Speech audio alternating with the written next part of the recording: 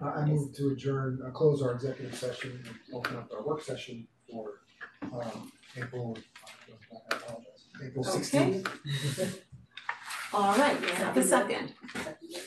All in favor, please say aye. Aye. Okay, welcome everyone to the April 16th, 2024 work session of the Newcastle Town Board. Today, hang on a second. Are we ready to go? I think he needs a minute. We need a minute? Okay.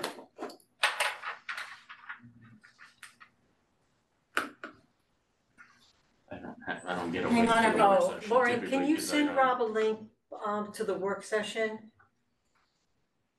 Yeah, sure. Hold on. Because he's got a PowerPoint presentation. If you could just email it to me, please. Sure. One sec. Okay, sorry for the delay, everyone. We'll get started in just a couple of minutes.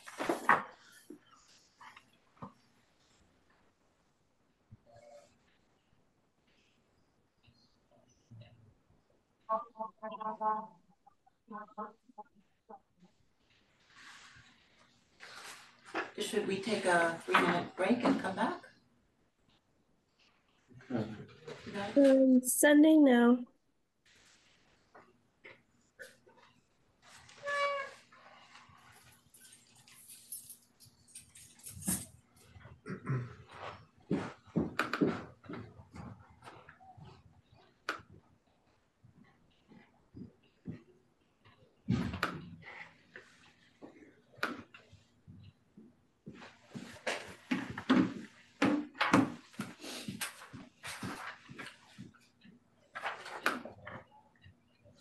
You getting there, Ron? Yep. Sorry for the delay, everyone. Just hang in there. I'm good, whenever you want me to share. We're good? Oh, okay, just a minute. All right, so today we have our Chief of Police, Jim Carroll, who's here today because I've asked him to prepare a presentation on the Newcastle Police Department hiring standard. I know that this has been a big question in the community because the school district has been thinking about hiring SROs and our police department hiring standards has come up as an issue. So I thought this would be a good opportunity to answer some of those questions and have the chief come and present his very, extensive process for doing so. So welcome, Chief. Thank you very much for taking the time to come and speak with us and have this presentation ready for us. Great, thanks for having me. Okay.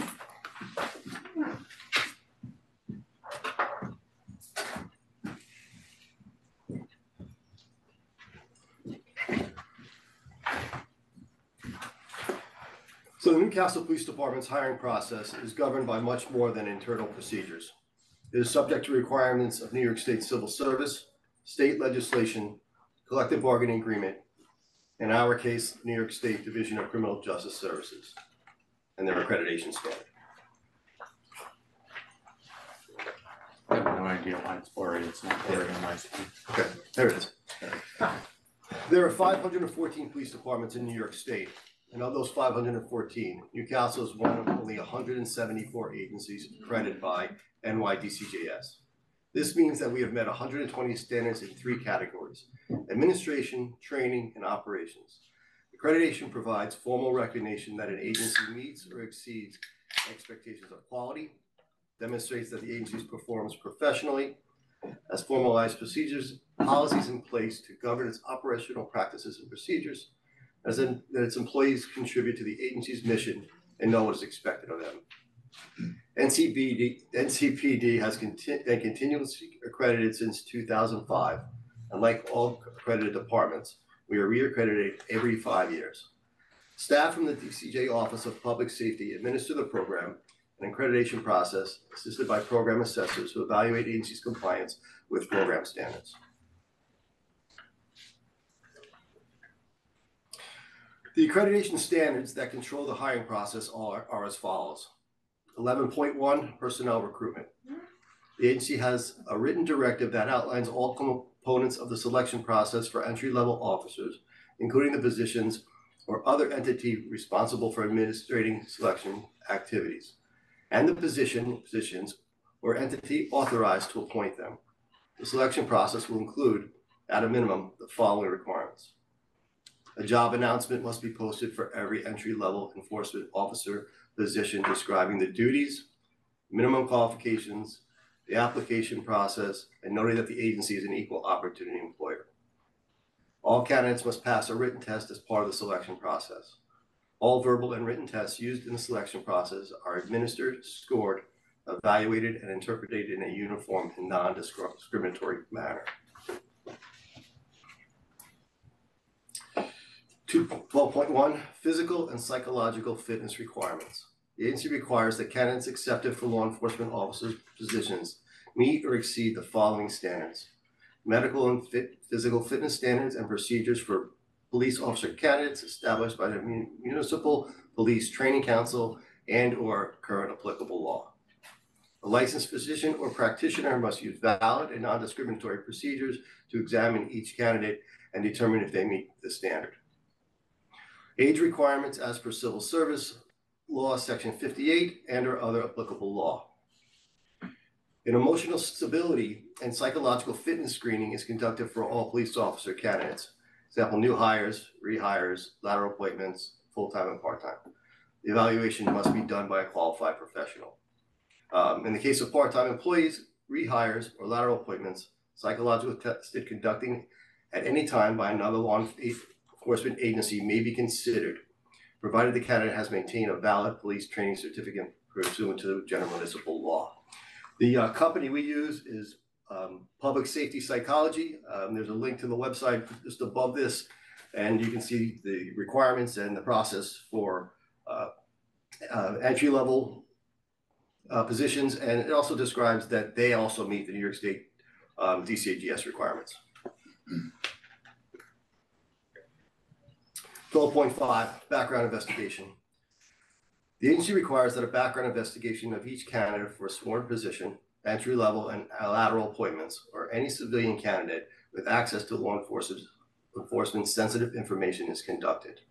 An informational package consisting of written instructions and a checklist of tasks that must be accomplished is provided to each officer who conducts such investigations. The background investigation must include, but is not limited to, the following: fingerprint-based criminal history record, family, education, residences, work record, DMV record, military history, county records such as liens and judgments, organizations and affiliations, references and social contacts, and a credit report. 12.6 Oral interviews. Any candidate being considered for a sworn, entry-level, and lateral appointments position is interviewed prior to their appointment. Such interviews will employ a set of uniform questions, and the results are obtained are recorded on a standardized form. At least one person who participates in the interview process will be a sworn member of the department. So we meet and exceed the DCJS accreditation standards regarding priority. And some of the ways we do this is as follows. Each potential hire who is an officer from another department must go through a psychological examination, even if they already had one with their current employer. Officers hired are subject to a 1-year probationary period when they can be separated from the department for any reason. Our executive staff, myself and my 2 lieutenants, and my detective sergeant are part of the extensive in-person interview process. As a team, we determine who will proceed to the next step in the hiring process, the background investigation. A large number of potential hires we interview don't make it to the next step. Our detectives who conduct background checks attend outside training in how to do a thorough and complete background check. We contact potential hires' current supervisors at the department they are working for. We contact their former employers. We conduct a neighborhood canvass where they live or used to live. During this canvass, we speak with their neighbors, landlords, and associates. We investigate if they ever had orders of protection or restraining orders for or against them. We search the New York State Central Registry of Police Officer database. We search National Decertification Index. We search domestic incident records, if there's on file for that. Okay, in addition, we require them to provide the following: a birth certificates for their children, their social security card, naturalization papers, any license issued by a government agency, pistol, rifle, hack, liquor, etc. High school transcript, college transcript, diplomas, copies of all job-related schools, courses, or seminars they have completed, records of name change, marriage certificates, divorce records, annulment or legal separation paperwork, life insurance policies, bank records, W-2s, federal and state returns for the last 5 years, records of debts, judgments, or garnishment, and proof of selective service registration. Do we want to talk about this first, or do we want to move on? Is there any questions from the board regarding the hiring process? You wanna finish up and maybe we'll ask Okay, questions? sounds good. Yeah. So here I address the school resource placement process. We ask all eligible employees if they're interested in being a school resource officer. From those interested, we conduct internal interviews, review productivity, review their use of contractual time, review personnel files, review performance evaluations, consider their performance in the field, and ask supervisors for their recommendations. Many officers did not get chosen to be an SRO. So after I've done those things, I make a recommendation to the district. The district convenes a panel that meets with me and my recommended officers. The CCSD panel then interviews the officers. After the potential officers are interviewed, we jointly decide on who we want to fill the position. We then present our choices to the Board of Education for their approval. Can I ask a quick question? Sure. When you say you ask all eligible employees if they're interested, what deems them eligible? Well, technically, anybody who's a police officer could be an SRO, but not everybody's a good fit. Not everybody is the right choice. And it could be for many reasons. If they're not that interested, they're maybe not as empathetic as I would like. Maybe didn't get a supervisor recommendation. There could be all kinds of reasons. Can I just, before we get into really specific questions, so you presented a lot of information, I just wanna put some very broad categories of what you described here, you can tell me if, I'm right or if I'm missing some pieces. So first, there's a DCJS accreditation process, and there are 514 agencies. The ones who are accredited, who meet or exceed the expectations are number 174. So that's like just only 1/3 Correct. of all of the agencies meet these standards. Right? Right, Yeah, you mean, police departments, yes. you refer to them as agencies, but we're talking about police departments. So only 1/3 of the police departments in New York State That's correct. meet these standards, and we're one of them. That's correct. And when Okay. we got accredited back in 2005, there was only 80 at that time. So we were very early in the process. Recently, after police reform, what came out of police reform is many stakeholders recommended that their departments become accredited and be held to these 120% standards. So when I was doing police reform, it was only about 25%. So a couple of years, 3 years, it's grown 8%. Because the procedure is that extensive and it takes that much time. Right, and so the really broad categories that I just jotted down. So first you do an oral interview. Correct. Then you have an extensive background packet that they have to fill out. Correct. Then you do a full investigation, which you described in detail. And then you have medical exams done by an accredited independent professional. Yes. Then you have a psychological exam done Yes. by an independent professional. Then you have your civil service approval, And if they get through all that, then the Right. final step is civil service. and all these steps they have to get through. Then you do the civil service approval. And then if they become an SRO, then they go through a bunch of other procedures. You detail the review process that was pretty lengthy. Then there's a school district panel. Yes. And they- Administrators, yes. They administer interviews as well. And then you come to a joint decision, and then the school board approves. So these are all the broad categories of steps that you take. You're spot on. Just wanna make sure I got everything. There's a lot of detail in there, but for speaking very broadly, that's a lot of steps in the broad picture. I just wanted to establish that. Maybe I can add that, like I said, there's a lot of people we interview. I get a lot of resumes. I don't interview everybody's resume I get. They want to interview. I don't do background investigations or background packet on many of the people I interview. They don't make it to our standards. And then after or during the background investigation, things have come up in the past that prevented me from hiring officers. You know, we have also had officers not make it through or get recommended after their psychological examination. And to be clear, there's a standard requirement if you're being accredited, there is a psychological component to that. There is, correct? yeah, And then in addition to that, we also pursue our own psychological review. yeah. It says that if you're already, you know, in an agency that did it and you're gonna lateral, that we don't have to, but that's not good enough for us. So we require they do it. We get a White Plains, Mount Vernon, Yorktown officer who transfers in, that person has to go through our own psychological, even if they've completed it with flying colors. Correct. And this, to me, sounds like a very rigorous and thorough process. It must not be quick either. No, it takes months from the oral interview till 3 months. You're Easily. knocking on a neighbor's door, We knock on neighbors' doors. tell us about candidate X. Yep.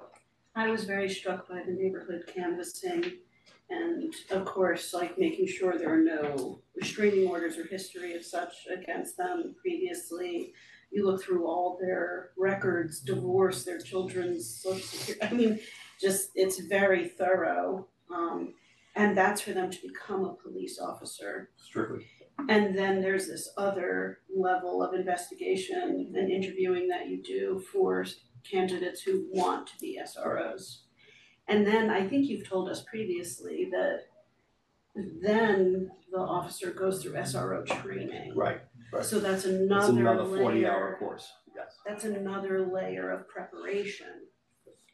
Even after all this screening and experience, their productivity on the force. I mean, you look at their performance on the force. Their performance in the field, their supervisory review, their supervisor's recommendation. You know, we don't have like New York City, 35,000 people. We have 40 employees, and you know we know them, and you know we know their personalities. We know how they deal with the public. We know how they deal with the children, and that's all part of our things we take into consideration. Any other questions? Well, anything else you'd like to tell us, Chief? I mean, this is a pretty thorough presentation, so. Thank you. Rob? Are we on the screen or is that still up? So, It's, That's still, yeah, I mean, we're on the screen in a little box, Oh, but, okay, I'm sorry. we're in a box, yes, okay. I mean, I can stop sharing whenever you're, I didn't know if you wanted to. Is this the end? yes. Yeah. Yeah. We can stop sharing. I didn't do it next to this. No, you didn't go away, you I'm sorry, I appeared. just wasn't sure, I apologize. Thank you for putting all of that information together. It was very Of course. thorough and I feel like I learned a lot actually. So thank you. Thank you, everybody. Thank you, Thank you. thank you, Chief. Yeah, thank you very much, Chief. Really appreciate your time and all the effort you put into showing us what you do. Good luck with your meeting. Thank Thank you. you. Wow. Thank you, Ron.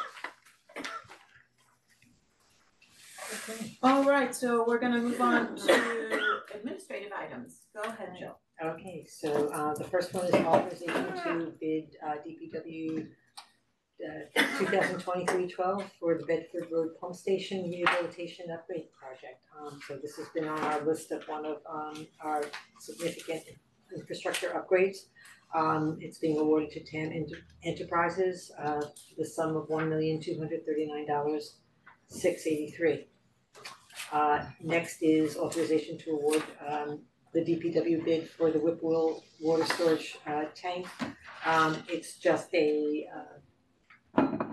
exterior cleaning of a very moldy tank that's. Oh, it's not the interior, so you need to get No. rid of all the, just in No, case it's not. anybody was No, wondering about that. sorry, it's the Yes. exterior, and it's the cost of $6,250 to Partners Industries Services.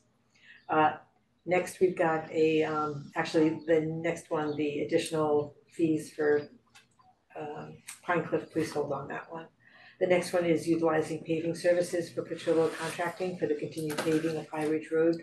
That's not to exceed $34,934. Next is to solicit proposals for the HVAC preventative maintenance for town-owned buildings. The next for Millwood Water Treatment Plant, we've got annual chemical bid award price extensions. Every year when we go out, well, every several years when we go out and we do the chemical bids, it's a very onerous process. And so where we can, we put in the possibility of extensions for pricing. In years past, we haven't been that lucky. We've gone out to bid and we've only had been able to hold bids or prices for sometimes 3 months, sometimes 6 months. But this is a good thing that we're able to return to our annual award price extensions. The next is the use of town property. It's for SAB. It's they're having an electric car show. So they'll be asking for permission to use the parking lot. Lauren, do I have that right? Do you know when they're doing Yeah, that? do you know the date on that? Hold on, let me just pull it up. Sorry. It's in June. Okay, so that's June 8th, so and last but not least, authorization to use town property for the Chappaqua Rotary. They're once again gonna have their movie night, May 4th. So they're using our back parking lot. That's pretty soon. Yeah. Food trucks. Yeah. Popcorn. Popcorn, place to be. And then we've got our, Jill, I have a question about the water main replacement on Pine Cliff. Is that going to change, is the scheduling changing for that one? it isn't, they are up and running, the crews have been out on Pine Cliff and Meadow Lane. They're actively working on it as we speak, so the neighbors have been notified. They're also working on a drainage project on Indian Hill Road. If you recall, we had a little bit of a sinkhole in front of someone's driveway, and it revealed a drainage pipe that had collapsed. So we're in the midst of doing it. It's we're doing the best we can to not interfere with anyone on the road, but it is a pretty significant replacement. And so letters have gone out to property owners on Indian Hill that are affected. It should only be a couple of days, but it is weather dependent. So we're hoping if the weather holds, they should be able to finish the project quickly. Otherwise, it'll be into next week. And then the couple of days, I think the next question is, how about repaving? That's a bigger question. That's a BART question. Alright, because I've gotten an inquiry about that, what that means and what that might entail and what it will look like in interim. We can get those- All we can fair, get those- all, we can yeah. get those questions. All fair questions. One of the nice things about living on a non-through street that's a cul-de-sac is that you don't get a lot of traffic. The downside is because you don't get a lot of traffic when it comes to repaving you're down the road, so double-edged sword there. Double-edged sword. But I will I'll put an inquiry to Bart, he's yeah. I see all the emails coming in, this seems to be the season of Yes. inquiring It about is. paving, those have to Because come it's- out. Yeah, well, the pothole season's been pretty rough Yes. this year too. If you notice, Yes. New York State DOT was on the King Street Hill today. Oh. Unfortunately, just doing patching, but they took care of some major potholes that were really plaguing the house. Going to be That the was great news. problem. Especially if the water slide. I remind New York State DOT every year that when we have a Memorial Day parade, among other people walking, President and Secretary Clinton are strolling down the hill, and it would be such a bad optic. For them, not For them, us. if someone turns an ankle on their road, it would be horrible. So we do get some attention about this time of year, so we'll see if it holds. Okay. So are we ready for, there's nothing else to talk about from the consent agenda? We No. covered everything. We are gonna hold resolution number 4. Yes. And that'll be on for the 30th. Okay, so we're gonna move on to our resolutions. Holly, do you want to get started? Sure, I move to adopt the items 1 through 12 as listed in the consent agenda. Second. All in favor? Aye. I move to authorize the posting and hiring for the position of laborer within the Department of Public Works Highway Unit, an annual salary ranging from $51,246.97, just so you know, that period. Yeah. To $70,377.72. Second. All in favor? Aye. So all of a sudden it became a Okay, really Ally. interesting position. Yes, I was like, oh, it was like that face one. Let's take a note of that, yeah. I move to authorize the promotion and change in title for Carolina Petrochinio, did I say that right? I hope so. From the position of Assistant Assessment Clerk to Assessment Clerk, the annual salary is $80,538, effective April 17th, 2024. Second. All in favor? Aye. I move to adopt a local law to amend the provisions of Chapter 48, Building Construction and Fire Prevention, and Chapter 68, Fire Prevention. Second. All in favor? Aye. I move to authorize the award of a bid for DPW 2023-12 Bedford Road Pump Station Rehabilitation Upgrade Project to TAM Enterprises Incorporated for the total bid amount of $1,239,683. Second. All in favor? Aye. I move to authorize the award of DPW 2024-01 Whipple Water Storage Tank Soft Wash to Partners Industrial Services for a total bid amount of $6,250. Second. All in favor? Aye. Aye. I move Go ahead. I move to authorize the reimbursement of $275 to Michael Russo for the cancellation of his event at Chaplain. Second. All in favor? Aye. I move to authorize the change in title for Lauren Cascone from Deputy Town Clerk to Assistant to the Town Administrator while maintaining Deputy Registrar of Vital Statistics at the annual salary of $86,500, effective April 17th, 2024. Second.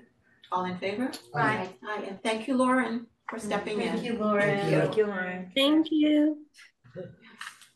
I move to authorize the hiring of Mary Deems for the position of part-time intermediate clerk in the Town Clerk Receiver of Taxes Department at the hourly rate of $35 per hour, effective April 17th, 2024. Second. All in favor? Aye.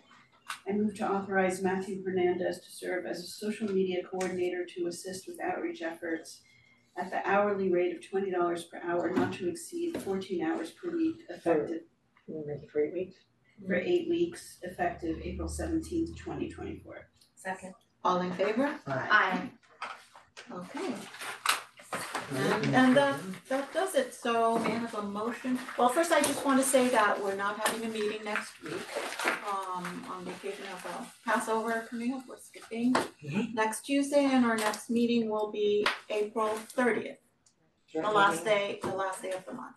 Right, last day to pay taxes. Oh, and last day to pay taxes, make sure to put that in the newsletter again. Okay. And you're calling them in your calendar. Aye. I move to adjourn with that. Second. All in favor? Aye. Aye, we are adjourned, thank you everyone, and good night.